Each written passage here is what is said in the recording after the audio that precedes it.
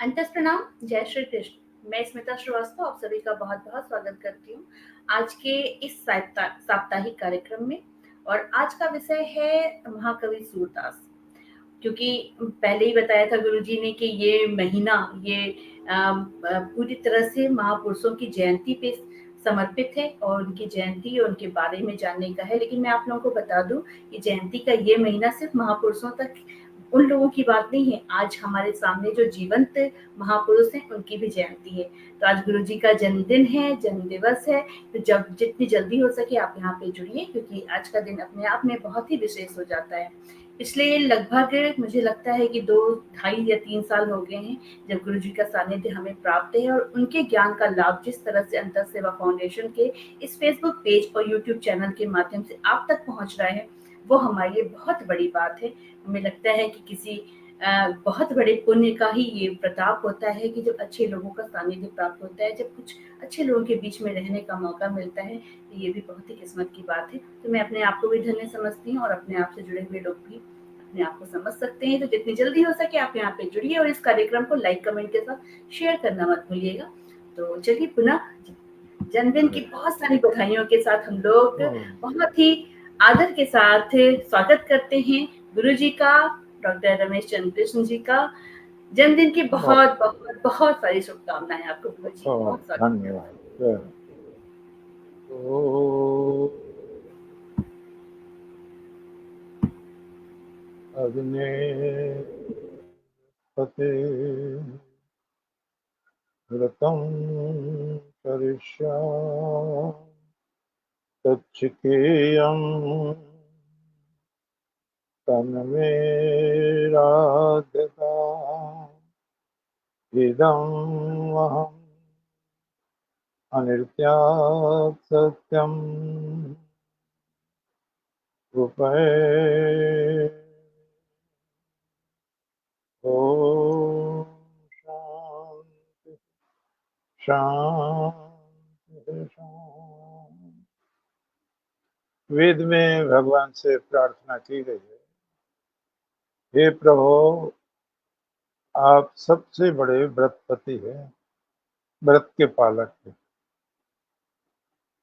आप जिस व्रत को पालते हैं उसको तो कोई दूसरा पूरा नहीं कर सकता, लेकिन हम भी आपसे प्रार्थना करते हैं हमारा जीवन भी व्रतमय हो, सत्य के उपासक हों, और जब हम सत्य की ओर बढ़ रहे हैं बीच में अगर कदम डगमगा जाए तो प्रभु आप हमारी रक्षा करना। संसार में हम देखते हैं लाखों लोग जन्मते हैं, मरते हैं, लेकिन बहुत थोड़े से लोग अपनी छाप छोड़ पाते हैं इतिहास में। मुझे चूंकि कोई शेर व शायरी का कभी शौक नहीं, लेकिन हमारे गुरुजी एक शेर सुनाते थे कभी कभी, अकबर इलाहाबादी का। क्या बताएं हम क्या कार्य नुमाया कर गए, पैदा हुए, बीए किया, की नौकरी, ली पेंशन और मर गए। तो सारी सारी फिलॉसफी। एक और उनका शेर वो कहते थे, बड़े विद्वान थे गुरु जी, रमेश चंद्र त्रिवेदी नाम था, आर्य समाजी भी थे। वो कहते थे हर पड़ा टाइप का, पानी पिया पाइप का, दूध पिया डब्बा से, काम किया अब्बा से। तो ऐसी ऐसी चीजें वो बताते रहते थे। तो जीवन में बहुत ही कम लोग व्रत का पालन कर पाते हैं। आप कभी विचार करके देखिए, जिनका नाम आज है संसार में वो व्रत के कारण है। जैसे हरिश्चंद्र जी का है, सत्य के कारण है। युधिष्ठिर महाराज का है, सत्य के कारण है। अर्जुन का है, दैन्यम न पलायना। कितनी ही भारी समस्या आ जाए, दीनता प्रकट नहीं करूंगा और युद्ध से भागूंगा। एक बहुत अच्छा श्लोक भी चलता है, धर्मो विवर्धति युधिष्ठिर कीर्तनेन पापम प्रणश्यति वृकोदर कीर्तनेन शत्रुर्विनश्यति धनंजय कीर्तनेन माद्री सुतौ कथयताम भवन्ति नरोगः। अर्थात धर्मराज युधिष्ठिर का कीर्तन करने से, उनकी चर्चा करने से धर्म की वृद्धि होती है। वृकोदर भीम की चर्चा करने से पाप का नाश होता है। जितनी भी पापपूर्ण शक्तियां और उनके प्रतिनिधि हैं, सबको भीम ने ही मारा है। तो भीम का नाम भी बहुत पुण्यदायक माना गया। शत्रु विनश्यति धनंजय कीर्तनेन, एक विशेष बात थी अर्जुन में, युद्ध में गए हों और बिना जीते आए हों ऐसा कभी नहीं हुआ, जीत कर ही आते थे। इसलिए एक नाम ही उनका विजय हो गया था। तो शत्रु विनश्यति धनंजय कीर्तनेन, धनंजय अर्जुन का कीर्तन करने से शत्रु का नाश होता है। और माद्री सुतौ कथयताम भवन्ति नरोगा, माद्री के बेटों जो अश्वनी के अवतार हैं, नकुल सहदेव का चिंतन करने से लोगों का नाश होता है, ऐसी एक मान्यता है। अब भगवान का व्रत तो सभी को पता है। यदा यदा ही धर्मस्य ग्लानिर्भवति भारत अभ्युत्थानम् अधर्मस्य तदात्मानं सृजाम्यहम् परित्राणाय साधूनां विनाशाय च दुष्कृतां धर्म संस्थापनार्थाय संभवामि युगे युगे। जिनका भी नाम है संसार में, वो व्रत के कारण। हमें भी कोई व्रत लेना चाहिए। सत्य बोलने का व्रत लेना चाहिए, परोपकार का लेना चाहिए, विद्या के प्रचार प्रसार का लेना चाहिए। आपको ध्यान होगा, एक श्लोक बहुत अच्छा है, विद्या विवादाय धनम मदाय च शक्ति परिश्रम परिपीडनाय। भगवान ने 3 शक्तियां दी हैं, सत्पात्रों को भी और कुपात्रों को भी। वो अपनी प्रकृति के अनुसार उनका उपयोग या दुरुपयोग कर लेते हैं। विद्या विवादाय, अगर विद्या अपात्र पर होगी तो विवादों को जन्म देगा, शांति भंग करने की बातें करेगा, आतंकवाद फैलाएगा, झूठ का प्रचार करेगा, आसुरी गुणों का विस्तार करेगा। जब भगवान ने दुर्योधन को समझाया तो गर्ग संहिता में है, ये लोग गलती से महाभारत का समझते हैं, महाभारत का नहीं।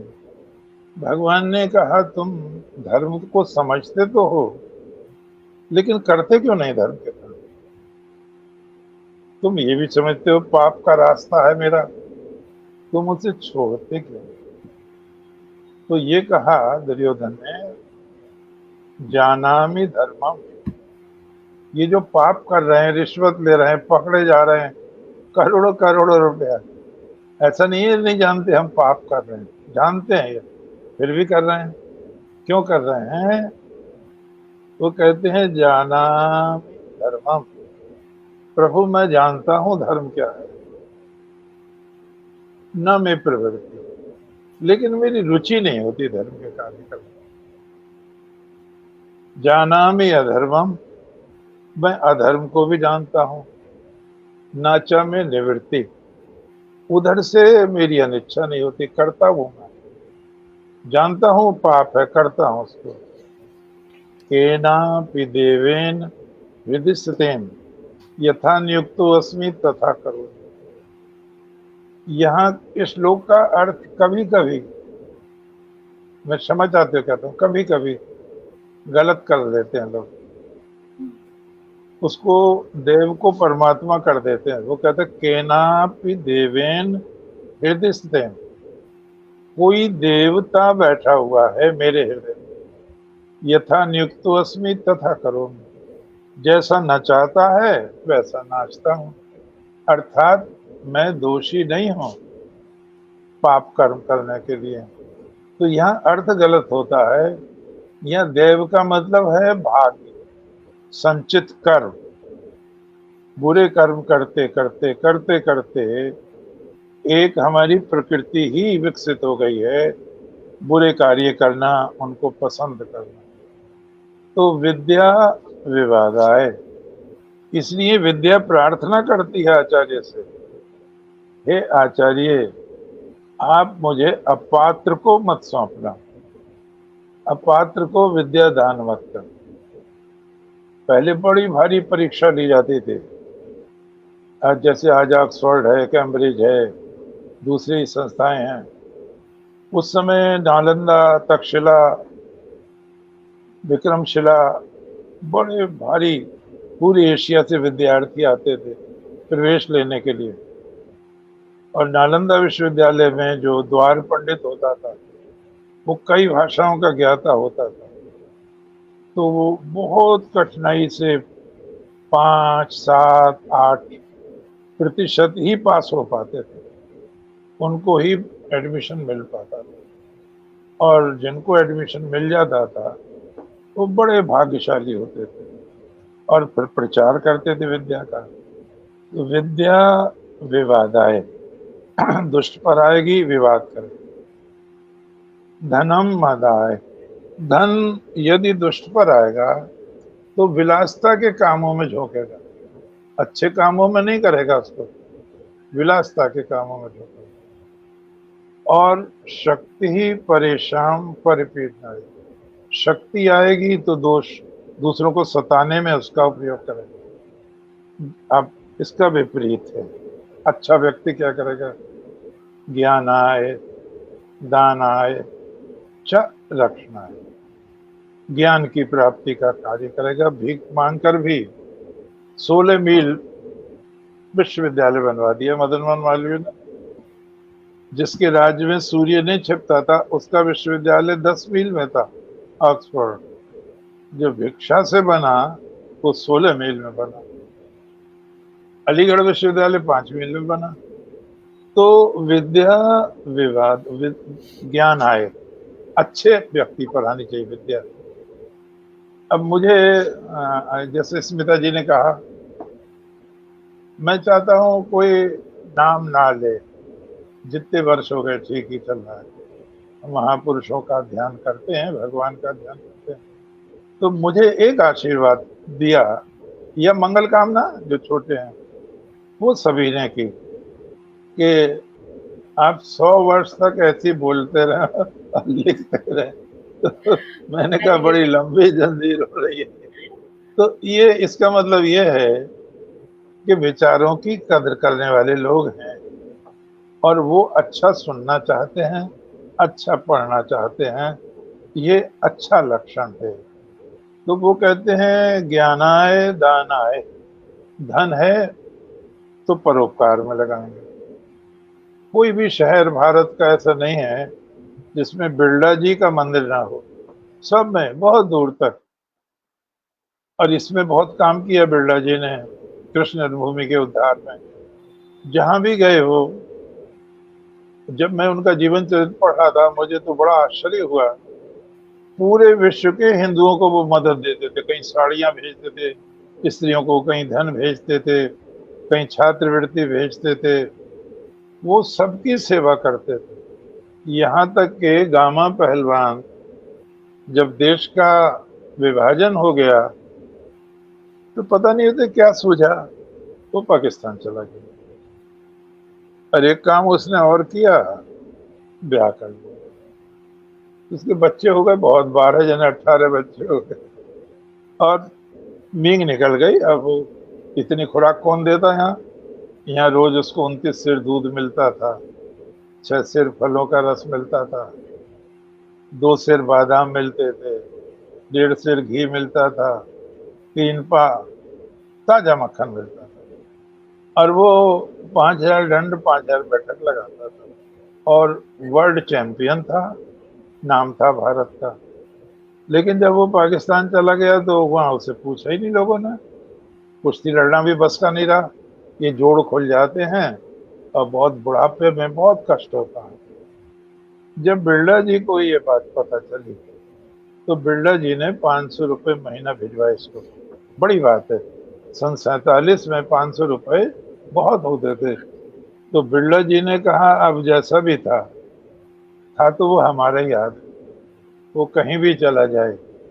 तो ये उदारता सब में नहीं होती। अब चला गया तो अब हम क्यों भेजें, ऐसा भी सोच सकते थे, लेकिन भेजा उन्होंने। और फिर वो कहते हैं रक्षणाए, शक्ति है तो रक्षा करें। हम जो आज चर्चा कर रहे हैं वो कवियों की कर रहे हैं, कवियों में भी सूरदास के माध्यम से और कवियों को भी स्पर्श कर रहे हैं। आगे का व्याख्यान चूंकि बहुत मिट्टी पलित की है लोगों ने अपनी भी और चिंतन को लेके, तो अगला व्याख्यान गोस्वामी तुलसीदास जी पर देंगे पूरा का पूरा, और प्रश्न भी लेंगे, समस्याएं भी लेंगे। आज हम सूरदास जी की बात करते हैं। महाकवि लगता है उनका सूरदास और तुलसीदास, उनका वही स्थान है जो रामायण में आदि कवि वाल्मीकि का है और महाभारत में भगवान व्यास का है। तो भगवान व्यास का प्रतिनिधित्व सूरदास करते हैं और वाल्मीकि का प्रतिनिधित्व तुलसीदास जी करते हैं। बहुत बड़ी चीज है, पूरी संस्कृति का आलोड़न विलोड़न है। जब हम सूर को पढ़ते हैं तो बड़ी लंबी उम्र पाई सूर ने। सूरदास जी का जन्म सन 1478 में हुआ था और उनका गोलोक धाम 1583 में हुआ था, 105 वर्ष की आयु में। उन्होंने 10 शासकों का शासन काल देखा था। जब उन्होंने आंख खोली तो उन्होंने एक लोदी था सुल्तान, उसका शासन था। उसके बाद जब बाद में देखा उन्होंने तो सिकंदर लोदी बैठा है 1489 में, उसका शासन काल देखा। बहलोल लोदी के बाद इब्राहिम लोदी 5 वर्ष रहा, 1530 में वो मर गया, उसका शासन काल देखा।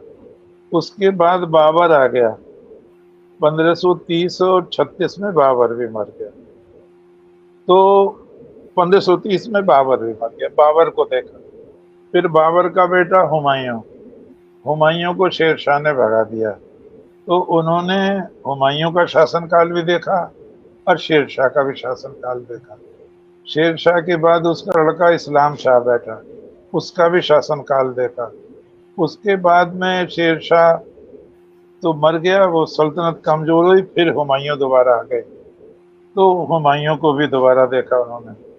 और 10वां शासक अकबर है, अकबर का शासन भी उन्होंने देखा। अकबर 1556 में गद्दी पर बैठे और 1605 में मरे थे, तो 1583 तक उन्होंने अकबर को देखा था। तो बड़ी लंबी उम्र पाई और एक तरह से बहुत बड़े परिवर्तनों के साक्षी बने सूरदास जी महाराज। जैसे उनके गुरु वल्लभाचार्य का एक बहुत दर्द से भरा हुआ स्तोत्र है, म्लेच्छा क्रांतेषु देशेषु पापेक्नेलियेषु च। सारा देश यानी पूरा भारत म्लेच्छों से भर गया, पाप पूर्ण हो गए हैं, तीर्थ भी, वेद मंत्रों के अर्थ खो गए हैं। और वो कहते हैं वो पावनता, वो पवित्रता नहीं रही। कृष्ण एव गतिर्वम, भगवान की हम शरण हैं, भगवान ही हमारी रक्षा करें, भगवान हमारी रक्षा करें। ये नानक जी ने भी व्यथा पीड़ित की है, व्यक्त की है। ये व्यथा जो है हमें देखने को मिलती है दूसरे लोगों के कवियों में भी। तुलसीदास ने भी व्यथा व्यक्त की है, पर उस समय क्या क्या जुल्म हो रहे थे, सूरदास जी महाराज ने जो इन 10 लोगों का शासनकाल देखा था, उनके सौभाग्य से कुछ कहते हैं वो जन्मांध थे, कुछ कहते हैं वो बाद में अंधे हुए, और एक आध एक ऐसा भी मिलता है पंक्ति, सूर के एक आंख है ताऊ में कुछ कहानी। अर्थात हमें पढ़ा रहे थे जब हिंदी में प्रोफेसर एसपी शर्मा, तो उन्होंने कहा कि ऐसा लगता है सूरदास जी की एक आंख से कुछ कुछ दिखता था, ये उन्होंने बताया था। सूर के एक आंख है ताऊ में कुछ कहानी। तो जो भी रहा हो, बहरहाल अधिकतर मान्यता ये है, पहले नहीं तो बाद में सूरदास जी जन्म अंधे ही हो गए थे, नेत्र थे नहीं उनके, और वो गौ घाट पर भगवान की विनय के गीत गाते रहते थे, आत्मग्लानि के गीत गाते थे। मैं सारे पापियों का सिरमौर हूँ, प्रभु मेरी रक्षा करो। जब वल्लभाचार्य से उनकी भेंट हुई तो वल्लभाचार्य ने उनको झड़का, डांटा। सूर है, सूर होके गिगियात का है कुछ, कच्छ भगवत लीला वर्णन कर। अरे अपना रोना धोना क्यों करता है, भगवान की लीला का वर्णन करो। एक बड़ी भारी मुसीबत थी, उसको सूरदास जी ने अपने ढंग से लिया है। लोगों का ध्यान कम ही जाता है इसमें। वो ये कि इस्लाम जो है एकेश्वरवाद का प्रचार कर रहा था, देवी देवताओं का खंडन कर रहा था, मूर्ति पूजा का खंडन कर रहा था। ये एक कहते ना अंदर की बात है, ये अंदर की बात है कि उन लोगों को उनसे भी बल मिल रहा था जो हमारे यहाँ भी ये काम कर रहे थे, जैसे कबीरदास भी कर रहे थे, मूर्ति पूजा का खंडन कर रहे थे, निराकार की ओर ले जा रहे थे। नानक जी भी कर रहे थे, मूर्ति पूजा का भी खंडन कर रहे थे। तो लग ऐसा रहा था कि हिंदू धर्म को बल मिल रहा है, लेकिन दूसरों को बल मिल रहा था। तो बड़ी समस्या ये हुई कि इस्लाम का जो एकेश्वरवाद है, जो निर्गुणवाद है, इसका मुकाबला कैसे किया जाएगा। तो उसको सूर ने चुनौती को स्वीकार किया, और जो भ्रमर गीत है आप उसमें देखें, जितने भी पद हैं वो निर्गुण के विपरीत है, निराकार के विपरीत है, सगुण साकार की स्थापना है।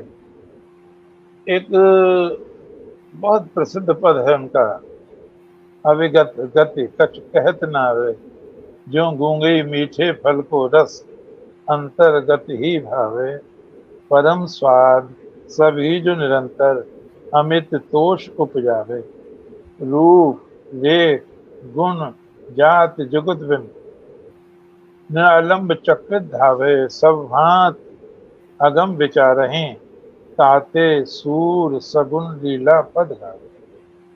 मैं क्यों सगुण साकार के पद गा रहा हूं, अंतः साक्ष्य स्वयं वो कह रहे हैं। अविगत गति, जो अव्यक्त परमपिता परमात्मा है, निराकार है, उसके बारे में बुद्धि काम नहीं कर पाती, चिंतन लौट आता है। भगवान श्री कृष्ण ने भी गीता में कहा है, और इसको रामचंद्र शुक्ल वगैरह ने भी प्रसारित किया है, क्लेशो अधिकतर तेषाम अव्यक्त चेतसाम। हे अर्जुन, जो अव्यक्त की उपासना करते हैं उसमें क्लेश विशेष है, कठिनाई विशेष है। जो प्रतीक उपासना करते हैं, मूर्ति उपासना करते हैं, साकार उपासना करते हैं, वो उनको सहज पड़ता है, अपने अनुकूल पड़ता है। तो वो कहते हैं अविगत गति कछ कहत ना आवे, कुछ विचार बनता नहीं, कुछ कहते बनता नहीं। अविगत गति कछ कहत ना आवे, ज्यों गूंगे मीठे फल को रस। उदाहरण बहुत अच्छा दिया, आप गूंगे को फल दे दें और वो फल खा लेगा, जो गूंगे मीठे फल को रस अंतर्गत ही भावे, बहुत आनंद लेगा वो, लेकिन आपको तो नहीं बता सकता, क्योंकि वाणी का विषय नहीं है वो, वाणी मौन रहती है वह। ज्यों गूंगई मीठे फल को रस अंतर्गति भावे परम स्वाद सभी जो निरंतर अमित तोष उपजावे। परम स्वाद भी लेगा वो, अमित आनंद भी वो लेगा, लेकिन वो आपसे बता नहीं सकता। और वो कहते हैं रूप लेख, क्या रूपरेखा है, क्या गुण है, क्या जाति है, जुगत माने युक्ति, कुछ भी पता नहीं उसके बारे में, कोई युक्ति काम नहीं करती। सब भांति अगम विचारहीन, मैं उनको सब भांत अगम में विचारता हूँ। ताते सूर सगुन लीला पद गावे, इसलिए मैं सूरदास सगुण साकार भगवान की लीला के पदों का गायन करता हूँ। ये उनकी स्वीकारोक्ति है। मैंने एक बार बताया था, आपको ध्यान होगा, और बहुत अच्छे लोग हैं, बड़े ध्यान से सुनते भी हैं। परमहंस रामकृष्ण ने कहा था एक बार, मैंने कई बार सोचा ईश्वर कैसा है तुम्हें बताऊं, कई बार सोचा, लेकिन जब भी मैं बोलने को होता हूं तो मेरा कोई गला पकड़ लेता है, बोलने नहीं देता मुझे। और तमाम उपनिषद भी कहते हैं नेति नेति, not this not that, not this not that. उसकी पहुंच नहीं है, वाणी की पहुंच नहीं है। एक नचिकेता से भी कहा भगवान यम ने, वो कहते हैं हे नचिकेता, तुम आत्मा के साक्षात्कार की जिद मत करो, नायम आत्मा प्रवचन लभ्य, आत्म साक्षात्कार प्रवचन का विषय नहीं है। आप कहोगे कोई नाराज ना होता, इतने कथावाचक पिले पड़े हैं, अब उन्हें साक्षात्कार हुआ है या नहीं। लेकिन मुझे एक बड़ा आनंद आता है, अब तो मैं नहीं जाता, पहले जाता था कथाओं में, तो उसकी किताब भी बिक रही है, उसकी चटनी भी, उसका चूरन भी बिक रहा है, उसकी माला भी बिक रही है। और अब तो मुझे ये भी पता चला, वो जो टेंट होते हैं उनका भी ठेका उनका ही हो गया है। अब वो टेंट बाहर का नहीं लगवाते, वो भी। तो भाई, भगवान का प्रचार कर रहे हो या कोई ठेके पे बिजनेस कर रहे हो, ये तो सोचने का विषय है। और इसका एक प्रमाण है, इतने कथावाचक पहले नहीं थे, इतने लोग भी नहीं आते थे, इतने यंत्र भी नहीं थे, कहीं भी बोलो और सारा संसार में प्रसारित हो जाए। लेकिन पाप कम था, पाप कम था। अब प्रचार बहुत है और पाप बहुत है। तो इसका मतलब क्या है? इसका मतलब यह है कि प्रभाव नहीं पड़ रहा।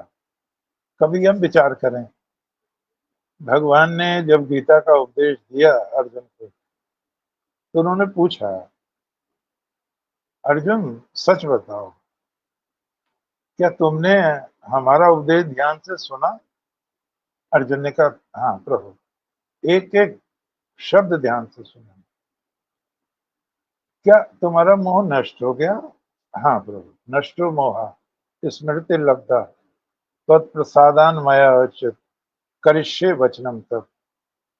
तो आज क्या कोई कथावाचक है ऐसा कि तुम्हें जो ईश्वर का स्वरूप समझाया हमने, क्या तुम्हें उसकी प्रतीति हुई? क्या तुम्हें उसका साक्षात्कार हुआ? या तुम्हें कुछ पूछना है? कुछ पूछना हो तो पूछो।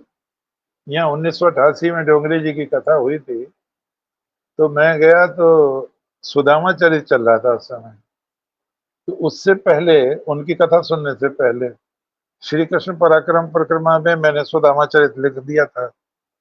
और श्री कृष्ण कथा में आध्यात्मिक संपदा, इस तरह से। और वो करीब 108 पेज का था।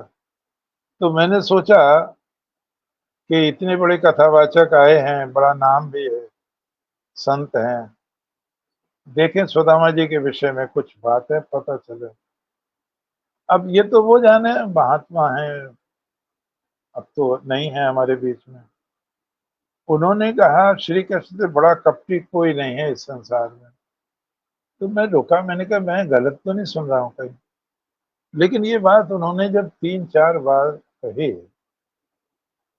आप मुझे बुरा कहें भला कहें, मैं नहीं रुका फिर उनकी कथा में, मैं चला ही गया। अब कपटी तुम किस अर्थ में कह रहे हो? तो लोग तो कपटी को इसी अर्थ में जान रहे हैं जिसमें कपट है। अब आप इतनी गहरी मीमांसा कर रहे हैं, कर ही नहीं रहे, और उन्होंने कपटी कपटी कपटी कह रहे हैं, तो फिर दूसरे धर्म वालों को तो अच्छी खासी चीज मिल गई कि जिनका भगवान ही कपटी है, वो अनुयायी कैसे कपटी ना होंगे। तो मुझे वो चीज कहते हैं हजम नहीं।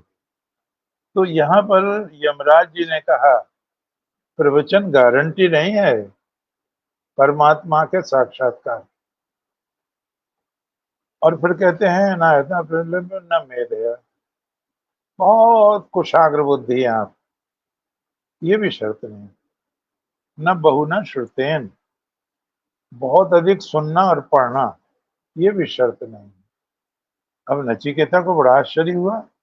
हम यही तो सुनते हैं भाई, कथा में जाओ और ये पंपलेट बांटेंगे, अखबार में निकलवाएंगे, और भागवत का कथा सुनने से सब पाप नष्ट हो जाते हैं, ये हो जाता है, वो हो जाता है, और ये मना कर रहे हैं। वो लाखों वर्ष पहले मना कर रहे हैं, ऐसा नहीं है। तो जो मृत्यु के देवता की बात सही है या तुम्हारी बात सही है? फिर क्या कहते हैं वो, यम एव एष विवृणुते। नचिकेता अब ध्यान से सुनो, यम एष एव एष विवृणुते, वो आत्मा जिस जीवात्मा का वर्ण करता है, लभ्यस्तश्रेष्ठ विवृणुते तनूम स्वाम, उसके हृदय में झलक उठता है। अब गीता का 9वां-10वां अध्याय पढ़ें तो भगवान ने एक जगह कहा है कि जो मेरा सच्चे हृदय से स्मरण करते हैं, मैं उनकी सहायता करता हूँ। ज्ञान दीपेन भास्वता, मैं उनके हृदय में ज्ञान दीपक जला देता हूँ। परमात्मा का आश्वासन है ये। तो अब शर्त क्या हुई? शर्त ये हुई कि आप निष्कलंक हैं या नहीं है, कपटता तो नहीं है। सारे झगड़े महाभारत में बहुत अच्छा है, ऋजुता ही अमृत है, सरलता, और कुटिलता ही मृत्यु है, यही धर्म का सार है।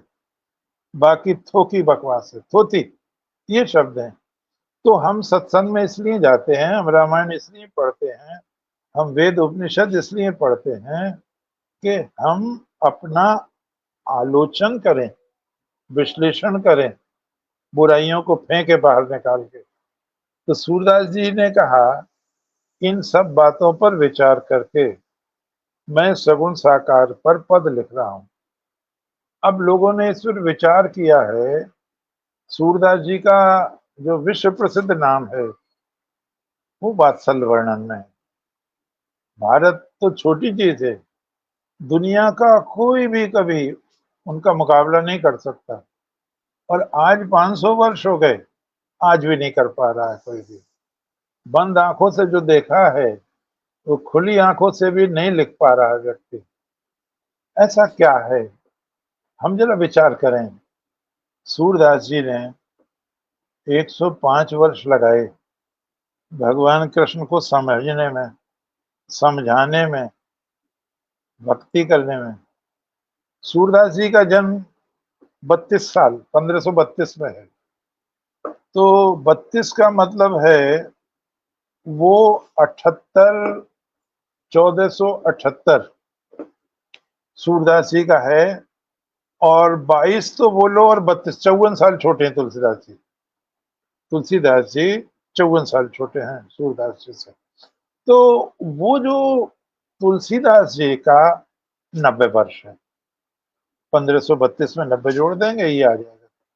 तो 90 वर्ष जिन्होंने भगवान राम की कीर्तन में लगाए, चिंतन में लगाए, मनन में लगाए, लेखन में लगाए, और सूरदास जी ने 105 वर्ष लगाए, तो एक तरह से दोनों का जोड़ के 200 के लगभग हो गया।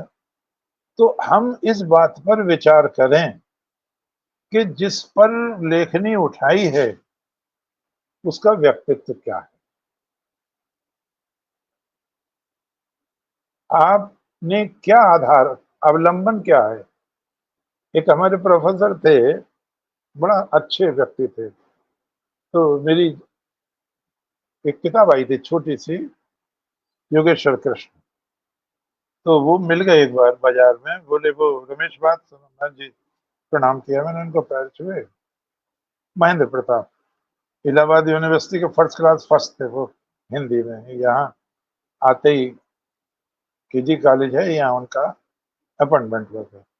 मुझसे बोले तुम कृष्ण पर लिख रहे हो, इसको बंद मत करना। राम और कृष्ण पर कभी भी बंद नहीं होगा लेखन, न सुनने वाले बंद होंगे, ये शाश्वत है। तो मुझे बहुत अच्छी लगी उनकी बात।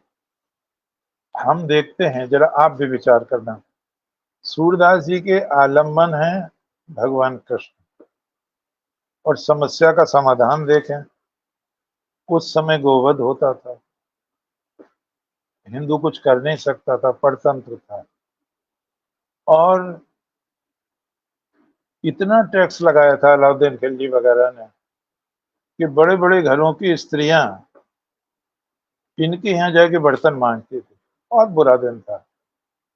एक इतिहासकार हुए वुल्जले हेब, उन्होंने कहा सारा हिंदू समाज अंधकार में डूब गया। और एक विद्वान ने लिखा हिंदू अपने घर में ही पराया हो गया था। बहुत बुरी स्थिति थी।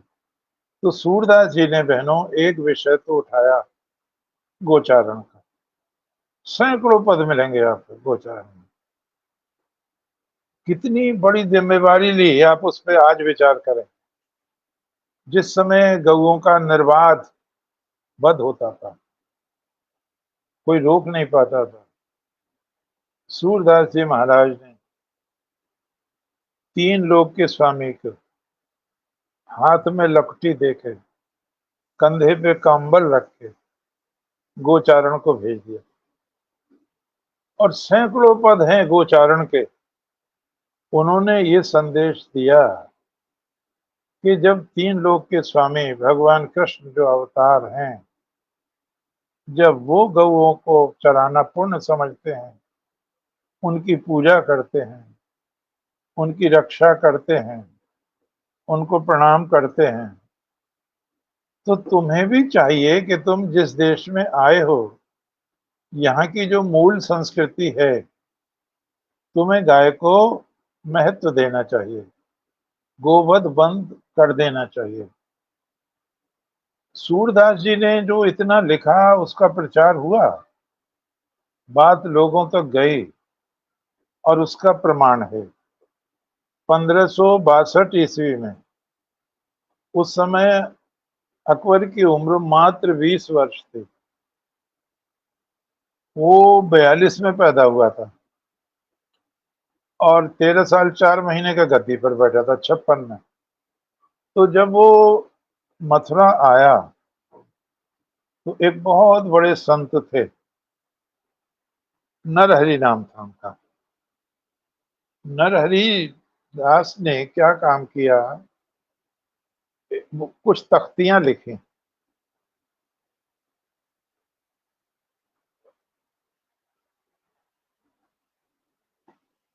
और उस पर ये लिखा, सम्राट को संबोधित करते हुए, हे सम्राट, जो तृण दबाते हैं उनको मारा नहीं जाता। हमारी एक मान्यता है कि जो दांत के नीचे तिनका दबा ले उसे बद नहीं किया जाता, उसका उसे क्षमा कर दिया जाता है। और हम तो रात दिन तृण ही चबाती हैं, घास खाती हैं। एक बार दूसरी चीज, हम स्वतः चरकर आ जाती हैं, तब चरागाह थे, बहुत बड़े बड़े चरागाह थे। और हम जैसा मीठा दूध हिंदू को देती हैं, वैसे तुर्क को भी देती है। ऐसा तो नहीं है एक जगह हम मीठा दूध दें, दूसरी जगह हम कड़वा दूध दें। फिर एक हमें माँ कहता है, पूजा करता है, दूसरा हमारा दूध भी पीता है और हमारा वध भी करता है। आप भारत के सम्राट हैं और सम्राट न्यायाधीश भी होता है। आप विचार करें क्या हमारी प्रार्थना उचित है? मरने के बाद भी हमारे चमड़े की जूती बनती हैं पैरों में, तो हमारा तो सारा जीवन ही परोपकार में है। किस दंड का, किस पाप का दंड हम भोग रहे हैं?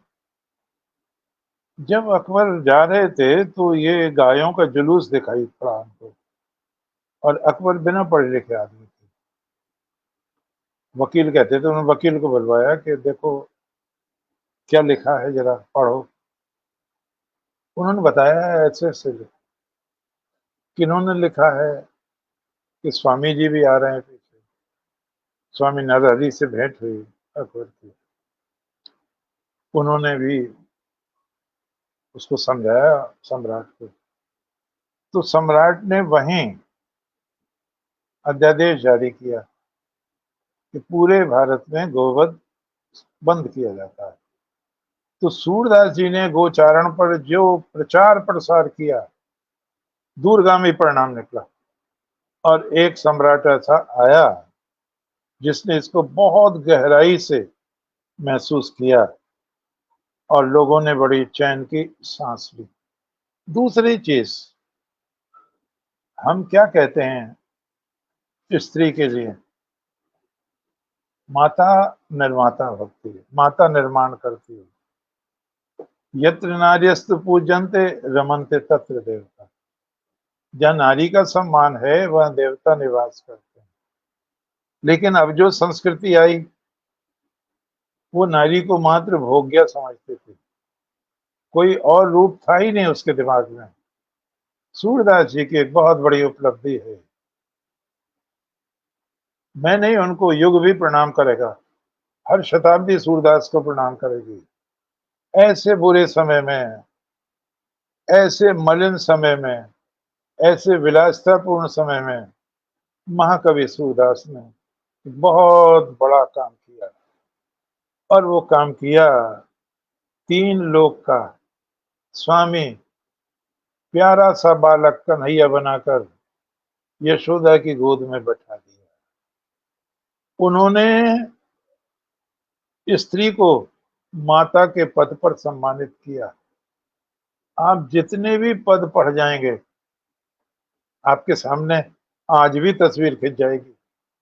जब भी माता की चर्चा आएगी, यशोदा आएगी आपके सामने। जब भी कन्हैया की चर्चा आएगी, कृष्ण आपके सामने आ जाएंगे। तो लोगों का दृष्टिकोण बदला, और उन्होंने कहा नहीं, नारी का रूप वो है जो सूरदास जी परिवर्तित कर रहे हैं, प्रदर्शित कर रहे हैं। सूरदास जी की एक बहुत बड़ी देन है, उन्होंने नारी को माता के गरिमामय आसन पर बैठाया, उसको प्रतिष्ठित किया। ये बहुत बड़ी देन है उनकी। हम एक चीज और देखते हैं, और वो ये कि सूरदास जी महाराज ने जो सगुण की उपासना में लिखा है, उसमें आप जितने भी तर्क देखेंगे, वो डगमगाते हुए हिंदुत्व को धैर्य प्रदान करता है, उनमें जीवन के प्रति उमंग जगाता है, निराशा को दूर भगाता है। भगवान के भागवत का तो अनुवाद है ही, स्वतंत्र भी है उसमें। उन्होंने भगवान श्री कृष्ण के बाल रूप को लिया है, और उस रूप को भी लिया है जिसमें उन्होंने शत्रुओं को मारा है। मैं अभी निवेदन कर रहा था, तुलसी ने और सूर ने जिनका अवलंबन लिया है, उनका व्यक्तित्व क्या है? हम जो जीवित हैं, हमने जो सारी संस्कृतियों को नष्ट हो गई हैं, लेकिन केवल हमारी ही संस्कृति जीवित है। उसमें राम और कृष्ण का बहुत बड़ा हाथ है। कितनी ही मुसीबतें रही हैं, भारत के मानस ने राम में, कृष्ण में श्रद्धा नहीं खोई। कभी आप विचार करना, सूरदास के जो कृष्ण हैं उन पर विचार करें। आप देखें, बच्चे तो जन्म लेते हैं। हम और आप जितने महापुरुष हैं, आप किसी भी महापुरुष की चर्चा कीजिए, वो पहले पैदा होते हैं, कुछ बड़े होते हैं, कुछ शक्ति प्राप्त करते हैं, कुछ समझ पैदा होती है, और तब वो निर्माण कार्य में हाथ लगाते हैं। ऐसा नहीं है कोई पैदा होते ही बड़े कार्य कराए। लेकिन कभी आपने विचार किया है, 1,97,29,49,125 वर्ष की हमारी संस्कृति में एक नूतन प्रयोग हुआ जो कहीं नहीं हुआ।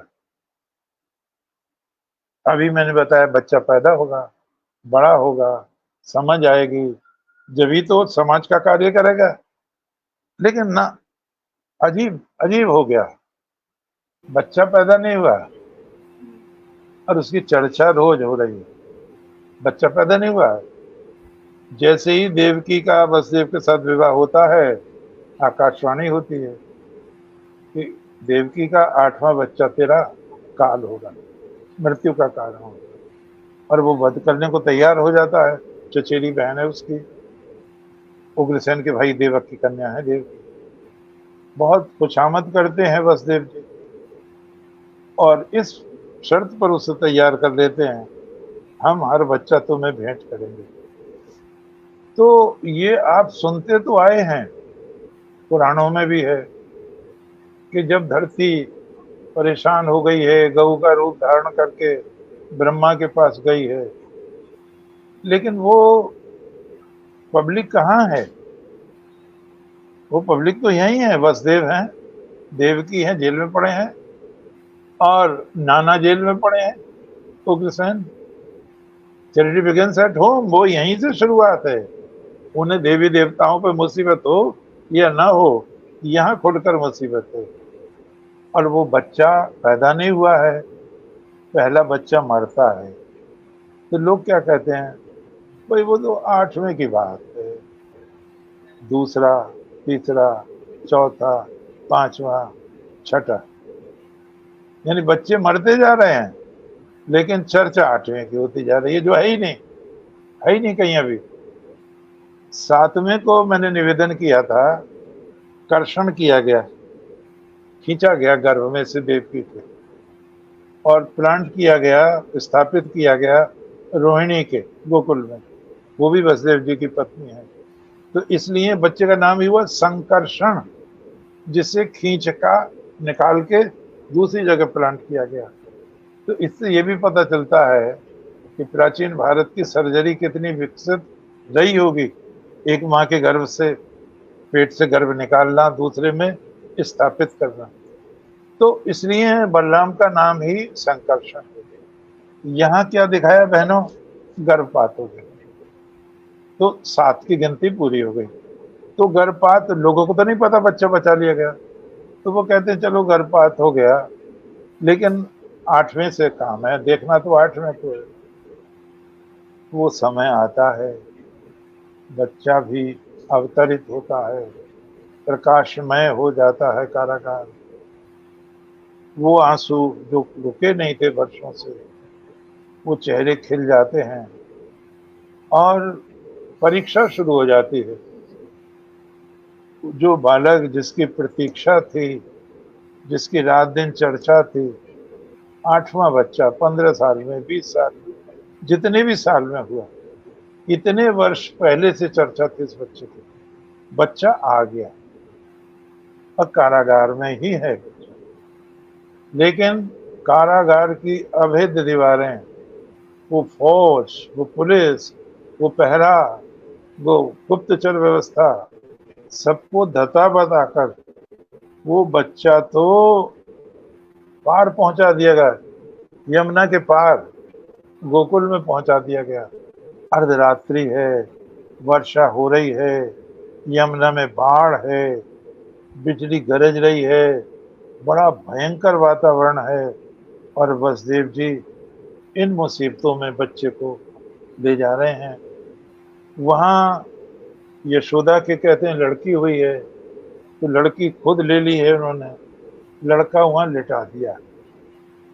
और इस तरह वो जिसकी चर्चा की है सूरदास ने, वो ऐसा बालक है, ऐसी विभूति है जिसकी कोई मिसाल नहीं है, पूरे विश्व में मिसाल नहीं है। मेरी 2-3 सज्जनों से बात हो रही थी, तो बोले व्यास जी ने ऐसा क्यों लिखा भागवत में, एते चांचकला पुंसा कृष्णस्तु भगवान स्वयं। भगवान कृष्ण से पहले जितने भी अवतार हुए हैं सबकी चर्चा है इसमें, और वो कहते हैं ये सारे अंशावतार हैं। कृष्णस्तु भगवान स्वयं, कृष्ण ही स्वयं भगवान है, स्वयं पूर्ण है। तो जब ये चर्चा आई तो एक तो वही बात हुई, मैंने कहा देखो काल के भाल पर आने से पहले हस्ताक्षर कर दिए, मैं आ गया हूं, ऐसा हुआ नहीं था कभी। दूसरी चीज, जब वो 6 दिन के थे तो पूतना वध हो गया। आज भी मुहावरा है, तुझे छठी का दूध याद आ जाएगा। क्या किसी अवतार ने, किसी महापुरुष ने, किसी विभूति ने 6 दिन की अवस्था में किसी महा शक्तिशाली नारी को मारा हो? ऐसा नहीं आता। फिर जब वो 1.5 वर्ष के हैं, तृणावर्त को मार देते हैं। जब वो और बड़े होते हैं दूसरे राक्षसों को मार देते हैं। कहीं अघासुर मारा जाता है, कहीं गृध्रवासुर मारा जाता है, कहीं केशी मारा जाता है। विचित्र विचित्र बातें हो रही हैं रोजाना, और लोग देख रहे हैं कि ये बच्चा है या स्वयं ईश्वर है। ब्रह्मा जी भी मुग्ध हो रहे हैं, बछड़े चुराते तो दूसरी सृष्टि बना दी भगवान ने। प्रतिदिन वो 11 वर्ष रहे भगवान को, और 13 राक्षस मारकर आए। 13। कोई भी अवतार आप वाल्मीकि रामायण उठाकर देखें, जब भगवान राम को लेने आए हैं, लक्ष्मण को नहीं मांगा है उन्होंने, केवल राम का नाम विश्वामित्र जी ने। तो विश्वामित्र जी तो स्वयं भी बहुत बड़े राजा थे, और विश्वरथ नाम था उनका, कन्नौज के राजा थे, फिर ऋषि हुए हैं। तो उन्होंने व्रत ले लिया था, इसलिए शस्त्र नहीं उठा पा रहे थे। क्या तो नाम वो था फिर से? विश्वरथ। विश्व। तो उन्होंने ये सब चीज इसलिए कि मैं किसी को लाऊं, मुझे हिंसा न करनी पड़े। 5 दिन और रह गए थे यज्ञ पूरा होने में। तो दशरथ जी को जब ये बताया उन्होंने, दशरथ जी घबरा गए कि उन राक्षसों से तो मैं भी घबराता हूं। एक बात और पता चली यहाँ कि रावण की चौकियां स्थापित हो गई थी और लोगों को पता ही नहीं था। यानी रावण कितना गतिशील व्यक्ति था, लंका से यहाँ चौकी स्थापित है। मारीच, सुबाहु, ताड़का, ये सब उसके प्रतिनिधि हैं। एक बहुत बड़ा काम हुआ है विश्वामित्र जी के द्वारा। विश्वामित्र जी राम को न लाते तो ये भेद पता नहीं चलता कि कितना उसका प्रभाव बढ़ गया है दक्षिण भारत में, और वो उत्तर भारत की ओर बढ़ने वाला था। ये बहुत बड़ा फायदा दिया भगवान को उन्होंने। तो भगवान ने बहुत सी चीजें राक्षसों की जान ली थी। दशरथ जी कहते हैं अभी तो राम 16 वर्ष का भी नहीं हुआ, इसका मतलब वो 15वें वर्ष में थे जब उनको लाए हैं विष्णु। उनको बला और अति बला विद्याएं दी हैं। नींद नहीं आएगी, थकान नहीं आएगी, कोई अस्त्र शस्त्र घातक नहीं होगा, मृत्यु का कारण नहीं बनेगा। फिर दिव्यास्त्र प्रदान करते हैं, लगभग 52 प्रकार के अस्त्र शस्त्र प्रदान किए। बहनों, भाइयों, प्यारे बच्चों, भगवान कृष्ण के विषय में ये नहीं आता कि किसी ने उनको कोई अस्त्र शस्त्र प्रदान किया। और कितने बड़े बड़े राक्षस मारे हैं, कालिये का दमन किया है। कालिये के बारे में एक बात ध्यान देने की है। कालिये नाग का एक फन दूसरे पुराणों में 3 फन, आगे के पुराणों में तो 100 फन हो गए। तो कालिय जो है मृत्यु का प्रतीक है। एक ही फन से वो सबको डस रहा है, लेकिन जब 3 कर दिए इसके, तो भूत वर्तमान भविष्य तीनों में सत्ता है। लेकिन जब उसके 100 कर दिए, तो हिले रेजक बहाने मौत, वो सबको अलग अलग ढंग से डस रहा है। काल के मन पर नृत्य करना नृत्य की पराकाष्ठा है। और ये एक नया प्रयोग था जीवन में कि काल सर्प के मस्तक पर भी नाचा जा सकता है। सारे अवतार, सारे देवादिदेव, सारे यक्ष, नर, गंधर्व, किन्नर सुधि भूल गए। अरे ये कैसा चमत्कार है, कैसा चमत्कार है, ये तो विलक्षण बात हो गई। अब आप देखें, आगे बढ़ें, वो तो पढ़ने तो बहुत बाद में गए, कंस को मारने के बाद गए पढ़ने, और 64 दिन ही पढ़े हैं बस। 25 वर्ष तो सबको लगते, 64 दिन में ही सारा सिलेबस पूरा कर दिया। लेकिन हाथी मार दिया पहले यहाँ कुबलिया पीर।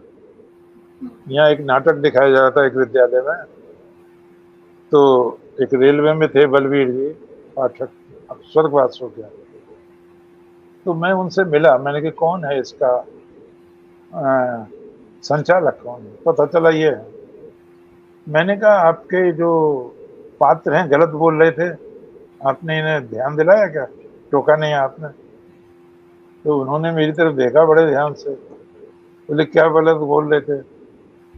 मैंने कुबलिया पीड़ हाथी का नाम कुबलिया पीड़ है, उसे मैरावत, ऐरावत भी नहीं, ऐरावत इंद्र का हाथी है, मैरावत कह रहे थे।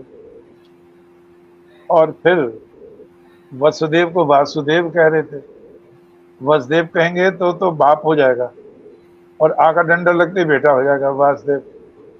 इस तरह की कई गलतियां थी। मैंने कहा ये, तो वो कहने लगे साहब ये कलाकार यहाँ के नहीं हैं, बम्बई के हैं। तो मुझे बुरा लगा, मैंने कहा देखो क्या बचाव कर रहा है।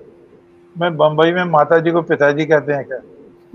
अबे नाम थोड़ी बदल दोगे, अब हमारे प्रधानमंत्री जी का नाम नरेंद्र है, इसे थोड़ी बदल दोगे, या आदित्यनाथ मेरा ही नाम है, नाम थोड़ी बदल दोगे। बम्बई से मुरादाबाद आ गया तो मैंने कहा अच्छा, चाड़ूर को चांडूर कह रहा था वो। तो अपनी गलती छिपाते हैं लोग।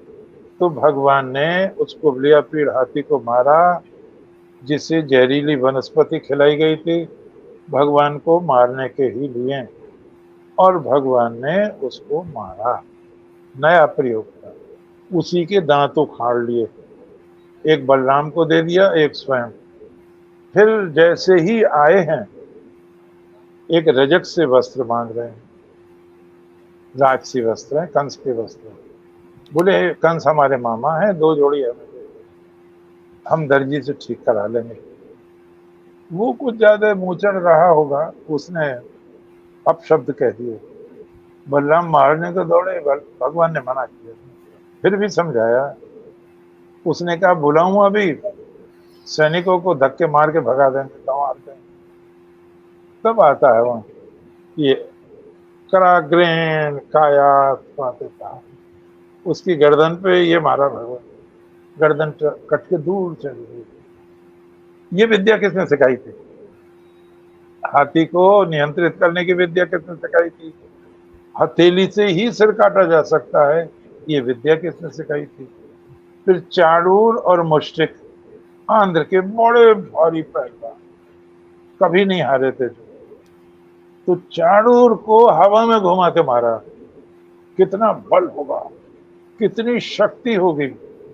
18 वर्ष के बच्चे में, 11वें वर्ष में आए हैं, 7 वर्ष समीकरण ठीक किया है, और शल आया। फिर तो भगवान ने उछल के शल के यहाँ पंजा मारा है, तो उसे गर्दन टूट के अलग चली गई। फिर तोशल आया, तोशल की टांगे पकड़ के चीर दी, उधर बलराम ने कई मार दिए। इधर ये मारे गए दोनों पहलवान, क्या नाम, चाड़ूर और मुश्रिक, और भग्गी पड़ गया अखाड़े। भाग छूटे, पहलवान ही भाग गए। कंस बौखला गया और कंस ने कहा गिरफ्तार कर लो और नंद को भी मार डालो और कोई जीवित नहीं जाना चाहिए। अब बड़ी गहमा गहमी, बड़ी अजीब सी बात हो गई। और वहां देखो आप, सारे अवतारों को देखो, सारे अवतारों का एकीकरण देखो आप। जब मारने को आ रहे हैं रंगशाला में, मल्लानाम मशनिर्णाम निर्वराः स्त्रीणाम स्मरो मूर्तिमान गोपानाम सजनो सदाम शितभजाम शास्ता सपित्रो शशु मृत्युर्भोज पतेर्विराट विदुषाम तत्वम परम योगिनाम कृष्णाम परदेवतेति रंगम गता साधु। सारे रस इकट्ठे हो गए उस व्यक्तित्व में। अब मल्लानाम मशने, पहलवानों को वो लोहे के पुरुष नजर आए। मल्लानाम निर्णाम नरवरा, मनुष्यों को राजा नजर आए। स्त्री नाम स्मरो मूर्तिमान, सुंदर कन्याओं को वो साक्षात कामदेव नजर आए। और दुष्टों को वो एक भयानक पीड़ा नजर आई। मृत्युर्भोजपति, जो कंस सबसे बड़ा पापी था, उसको वो साक्षात अपनी मृत्यु के रूप में नजर आए। अविदुषाम, जो अज्ञानी थे, अरे ये तो बच्चा है, इससे कोई खतरा नहीं है, वो नहीं समझ पाए। और वो कहते हैं वृष्ण्याम पर देवते थे, जो वृष्णि है भगवान, यदुवंश की शाखा है वृष्णि, वृष्ण्याम पर देवती थी। वृष्णियों को लगा हमारे कुल में भगवान ही उतर आया है। और जो योगी हैं, योगी नाम परम तत्व, अरे कृष्ण के रूप में परमात्मा धरती पर आ गया है। तो इसमें शांत रस भी है, वीर रस भी है, विभत्स रस भी है, भयानक रस भी है। तो बहनों और भाइयों और प्यारे बच्चों, कृष्ण से पहले कोई भी पर्सनालिटी ऐसी नहीं आई थी जिसमें एक साथ सारी चीजें हों। अब आप जरा दूसरी जगह देखें, हम सूरदास जी पे आ रहे हैं लौट के।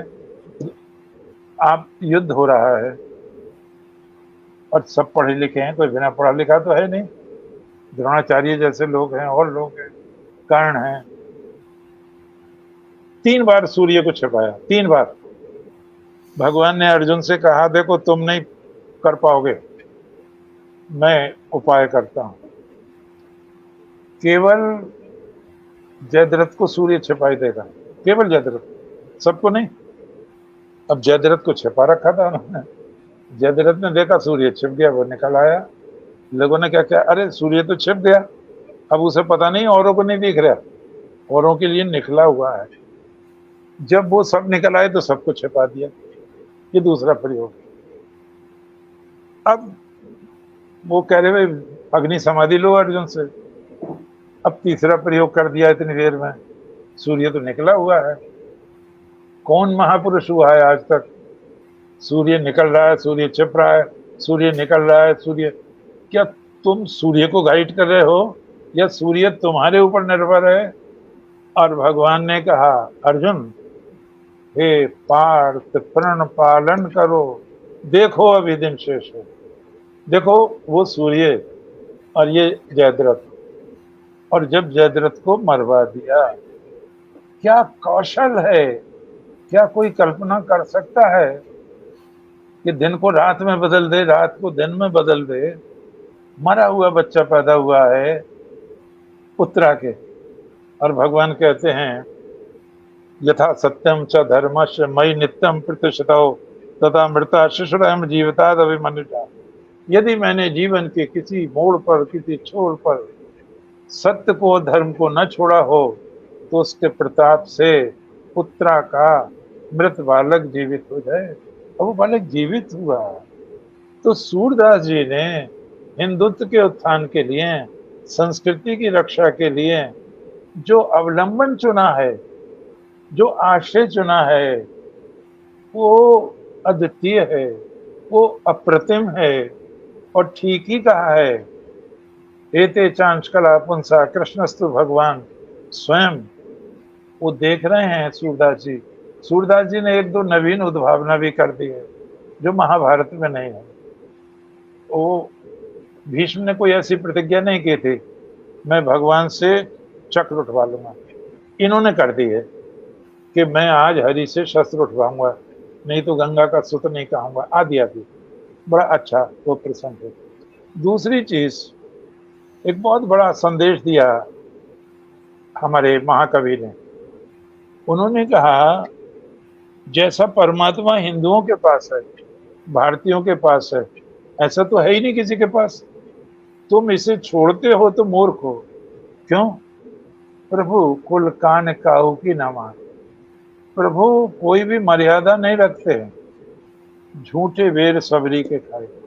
ये बेर सबरी के झूठे सूरदास ने कर दिए, तुलसीदास ने नहीं करे, ना बालू करे, झूठे बेर खाए।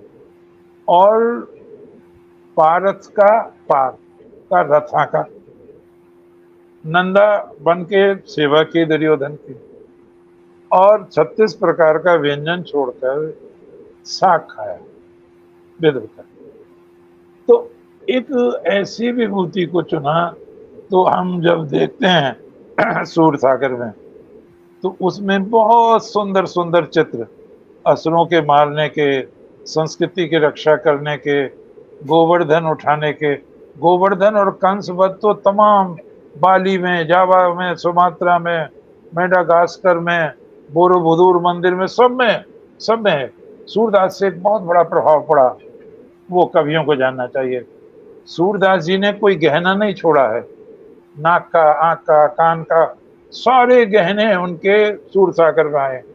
कोई कपड़ा नहीं छोड़ा है। कितने प्रकार के वस्त्र होते थे, ये सूरदास जी ने उसमें दिखाया है।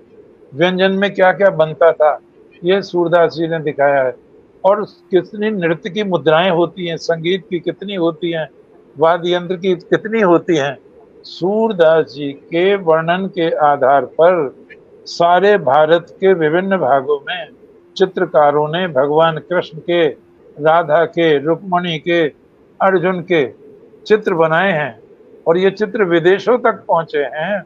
तो सूरदास जी का ऋण चित्रकला पर भी है, काव्य कला पर भी है, स्थापत्य कला पर भी है। वो सारे ऋण उन्होंने निभाए हैं जो भगवान को उन्होंने एक प्रकार से ओमनीपोटेंट किया है, ओमनिशिएंट कर दिया है। वो जो परमपिता परमात्मा की शक्ति है पूरी दिखाई है। और सबसे बड़ी बात जिसको कोई भूल नहीं सकता, उसको कह के मैं समाप्त करूंगा। भगवान कृष्ण को माँ पढ़ा रही है, ये बिल्व मंगल का है, सूरदास जी का नाम। पढ़ माँ क्या पढ़ो, देखो क्या प्यारा बच्चा पढ़ेगा, कहेगा माँ पढ़। तो कन्हैया कहते माँ, कन्हैया से माँ करे माँ पढ़। तो कन्हैया कहते माँ क्या पढ़ूं, कितना सुंदर दृश्य रहा होगा, पढ़। फिर वो कहते पढ़ने से क्या होगा, तो वो कहते पढ़ने से ज्ञान होगा। ज्ञान से क्या होगा, तो परमात्मा का प्रतीति बढ़ेगी। कन्हैया कहते उससे क्या होगा, उससे मुक्ति होगी। तो कन्हैया क्या कहते हैं, तो तू मुक्ति पास रख और मुझे मक्खन रोटी दे दे। इतना प्यारा लिखा उन्होंने। एक जगह उन्होंने कहा मैया मुझे लोग कहते हैं मैं तेरा बेटा नहीं हूँ, और मैया पे क्या गुजरी होगी। तो उन्होंने कहा नहीं, कौन कहता है कि बलराम, वो तो धूर्त है, पैदाइश ही धूर्त है। और मुझे गोधन सो, मुझे गौओं की कसम है, मैं माता तू ही पुत्र, तू मेरा ही बेटा है। और जब आए हैं नंद जी, इस चीज को आप देखना, गोपियों ने तो कहा है, कृष्ण की आलोचना की है कि वो सीता के वियोग में वन वन भटके और ज्ञान ना भेजो गीता को। उद्धव की तरह गीता का ज्ञान ना भेज दिया हमें सांत्वना देने के लिए। और यहाँ भी लिखा है उन्होंने लिखा है, यशोदा जी, सूरदास जी ने लिखा है कि यशोदा जी ने कहा तुम अपना ब्रज ठोक बजा के रखो, हमें नहीं रहना इस ब्रज। तुम्हारे पैर कैसे आ गए यहाँ तक, प्रीत न करी दशरथ से। तुम्हारा प्रेम दशरथ जैसा नहीं था, नहीं तो तुम्हारा भी प्राणांत हो जाता। कितना वियोग श्रृंगार को, संयोग श्रृंगार को तो पहुंचाया है, कितना वियोग। एक और बहुत बड़ी देन है, और वो ये कि हमारे जो प्रतिमान रहे हैं प्रेम के, स्त्री पुरुष के, वो बाहर के नहीं रहे, लैला मजनू वगैरह नहीं, राधा कृष्ण ही रहे हैं। ये भी सूरदास की देन है, और वो आध्यात्मिक प्रतीक हैं। बोलो महाकवि सूरदास और भगवान कृष्ण की जय। बहुत धन्यवाद। बहुत बहुत धन्यवाद आपको भी गुरुजी। और कुछ कमेंट्स हैं, मैं पढ़ना चाहूंगी।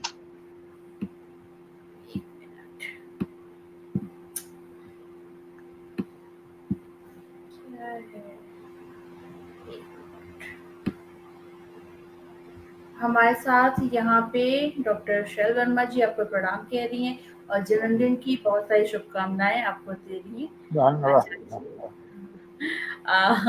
कीर्तन त्रिपाठी जी हैं, वो भी आपके कहते हैं आपके सुखी स्वस्थ और दीर्घायु जीवन की मंगल कामना है। जन्मदिन की हार्दिक बधाई आदरणीय। और कहते हैं कि महाभारत को लेकर मेरे मन में कुछ अनूठे और अनोखे प्रश्न हैं, पर संकोच और समयाभाव के कारण पूछ नहीं पाता हूँ। तो मुझे लगता है कि आपको पूछ लेना चाहिए, क्योंकि इससे अच्छा माध्यम नहीं मिलेगा आपको अगर मन में कोई भी संशय है। इसीलिए ऐसे कार्यक्रम किए जाते हैं, तो कि आप लोगों के मन में कोई भी संशय है, कोई प्रश्न है, तो आप लोग यहाँ पे रखें, पूछें, तो इससे जानकारी भी बढ़ेगी और आपकी तो बढ़ेगी ही बढ़ेगी, सुनने वाले की अपने आप बढ़ जाएगी। क्योंकि कई बार तो मन में प्रश्न आते ही नहीं है, और जब कोई पूछता है तो लगता है कि हाँ हाँ अरे ये तो पूछा जा सकता था। तो आप दूसरों का भी अच्छा करेंगे। और पूछते हैं कि आज आपके कितने वर्ष पूर्ण हुए, वो जानना चाहते हैं। तो जहाँ तक मुझे अंदाजा है 86 वर्ष आपके। 85 पूरा हो गए, 85, 86 में पड़ गया। हाँ हाँ जी, 85 पूरे हो गए, 86। अच्छा, मुझे 86 वर्ष का ध्यान था। और कहते हैं कि आदरणीय RSD चातक सर हमसे यहाँ पे उपस्थित रहे, आपको जन्मदिन की खूब सारी बधाई भी दे रहे हैं और मुझे खूब सारा आशीर्वाद उनका मिलता रहता है। और कालका प्रसाद अहिरवार जी हैं, आशीर्वाद दे रहे हैं मुझे, आपको प्रणाम कह रहे हैं। तो आप सभी को पुनः सादर प्रणाम। आप लोग यहाँ पे जुड़े और मन में कोई प्रश्न हो तो जरूर रखें। आज गुरु जी का जन्म दिवस है, और मैं हमेशा कहती हूँ कि हम जरूर जो है विभूतियों की बात कर रहे हैं, लेकिन आज हमारे साथ भी एकदम साक्षात विभूति के रूप में ही है। आपके कार्य ही तय करते हैं कि आपका जीवन कैसा रहा। जन्म और मृत्यु तो निश्चित है, जिसने जन्म लिया है वो मृत्यु तो होगा ही होगा, एक दिन सभी को जाना है। लेकिन जीवन जिया कैसा, ये बहुत आवश्यक है कि इस पे विचार किया जाए और विचारशील बने रहा जाए। एक एक पल आपका बहुत कीमती है। इसको कैसे जी रहे हैं, कैसे बिता रहे हैं, किन लोगों के बीच में उठ बैठ रहे हैं, किन साहित्य को पढ़ रहे हैं, क्या भोजन कर रहे हैं, क्या दृश्य देख रहे हैं, ये सभी कुछ बहुत मायने रखता है। मैं इस बात को बहुत ही अपने हृदय से और अपने पूरे ज्ञान के साथ में और पूरे होशो हवास के साथ कहती हूँ कि हाँ, इस बातों पे विचार करना चाहिए और अपने आसपास में भी इसको फैलाना चाहिए, क्योंकि देख करके भी लोग सीखते हैं। तो एग्जाम्पल बनना भी हमारे हाथ में है। तो गुरु जी का सानिध्य प्राप्त है और बहुत कुछ इसी माध्यम से ही धीरे धीरे धीरे धीरे परिवर्तन आता है विचारों में। और आज गुरु जी का जन्मदिन है, तो पुनः आपको जन्मदिन की खूब सारी बधाइयाँ।